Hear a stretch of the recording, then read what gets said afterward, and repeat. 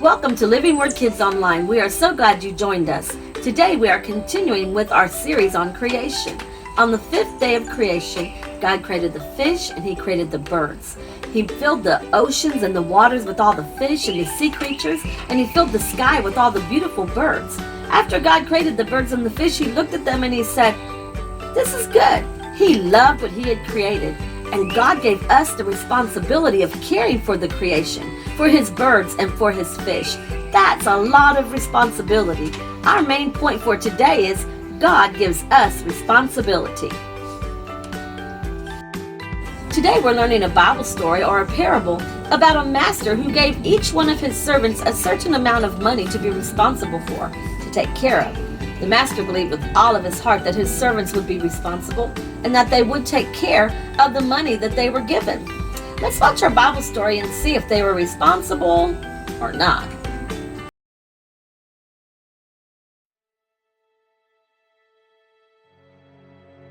Once there was a wealthy man preparing to leave on a long journey.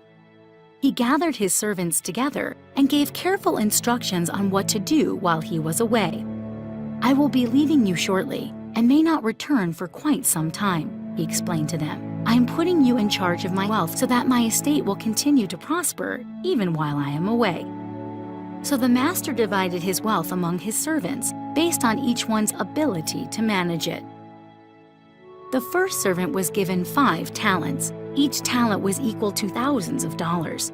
This servant took the sum of money given to him, and he immediately went to work using what he was given to make more money. He knew this would please the master. His efforts produced 5 more talents. The second servant was given 2 talents. Not as much as was given the first servant, but still a great deal of money. This servant took what was given to him and, like the first servant, dutifully invested it to make more money. He too knew this would please the master. His efforts produced 2 more talents. The third servant was given 1 talent, less than the other servants, but still a good amount of money. This servant failed to see the value in the opportunity that the master had given him, and fearing any risk to it, promptly went out and dug a hole and buried it in the ground. Many days, weeks, and months passed, and finally the master returned. Eager to find out the condition of his property and wealth, he called his servants together to hear what they had done with what he had given them to manage.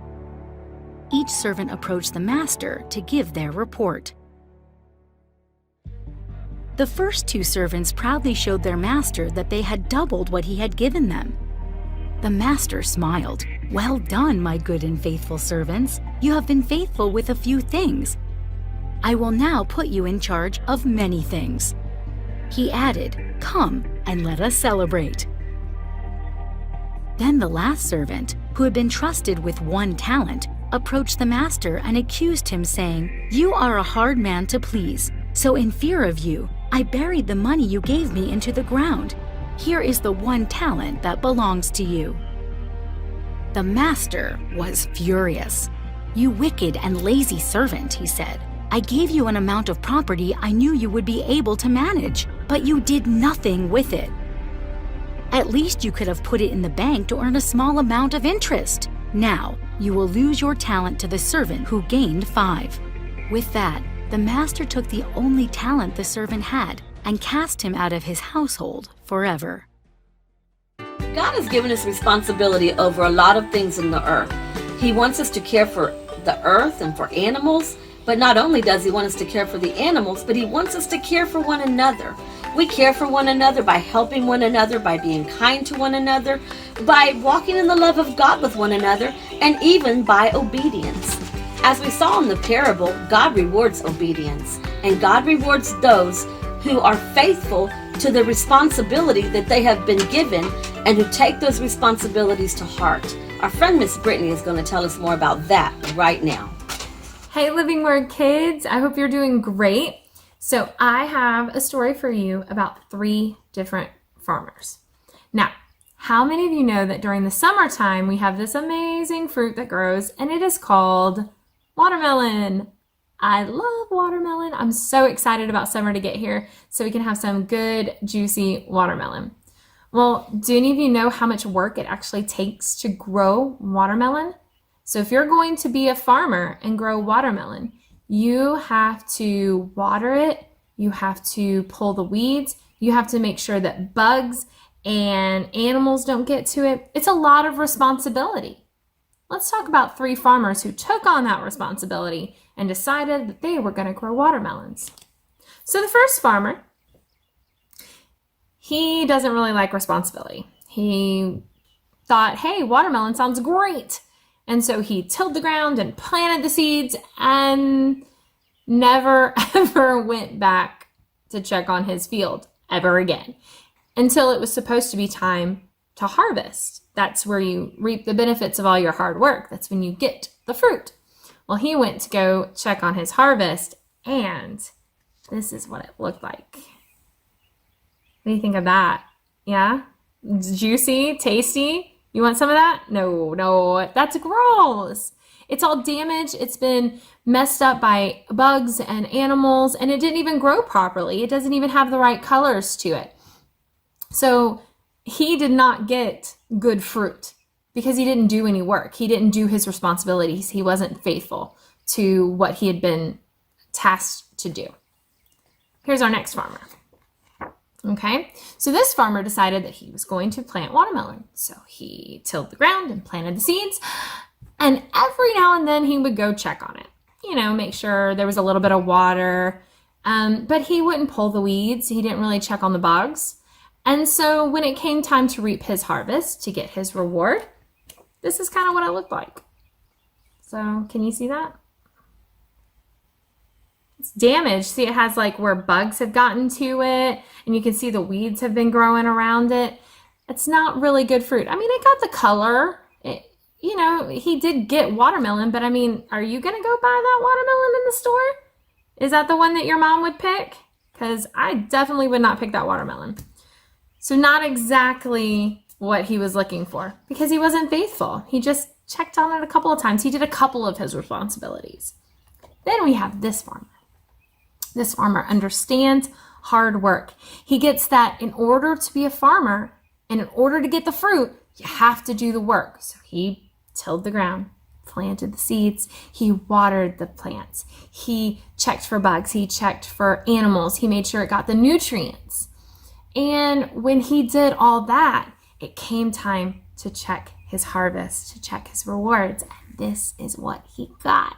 Look at that watermelon. Isn't it amazing? I just want to take a bite of this photo right now. No, I can't eat the picture. But it really makes me want watermelon so bad right now. I may have to go to the store. I don't even know if it's in season now. So it's probably going to be really hard to find. I may have to be patient and wait. But this looks so good, right? This was his reward. And that's how it is with us. We have responsibilities. We have to be obedient to God. And when we are, we get all the rewards and benefits that he has for us. The things that he has asked us to do is to take care of the land, to take care of the animals, the fish in the sea, the birds in the air. He's asked us to be loving, kind, and compassionate to all those around us. And he's given us all these responsibilities. And when we do them, when we're faithful and obedient to the responsibilities he has tasked to us, we will reap his blessings, the harvest. And it's amazing. So I hope you have a great week. Bye. Okay, so let's do a quick recap of what we learned today. God created the birds and fish for us to take care of. Keeping the responsibilities God has given us pleases him and will grant us favor. God has entrusted us to take care of the people in our lives.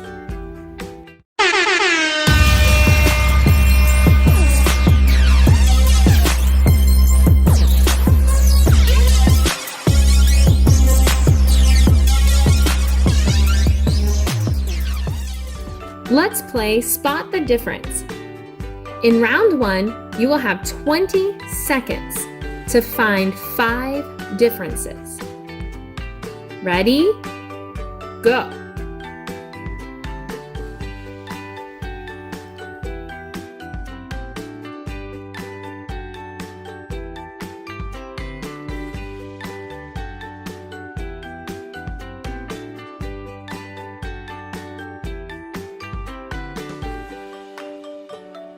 All right, did you find them all? Great job. Round 2, a little harder. This time you're going to have 30 seconds to find 7 differences. Ready? Go.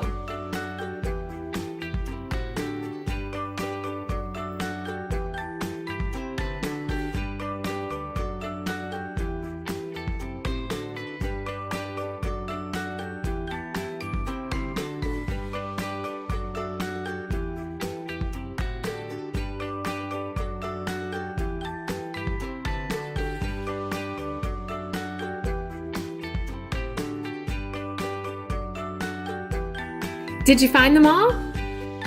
Awesome. Okay, round 3. This time you will have 45 seconds to find 10 differences. Go.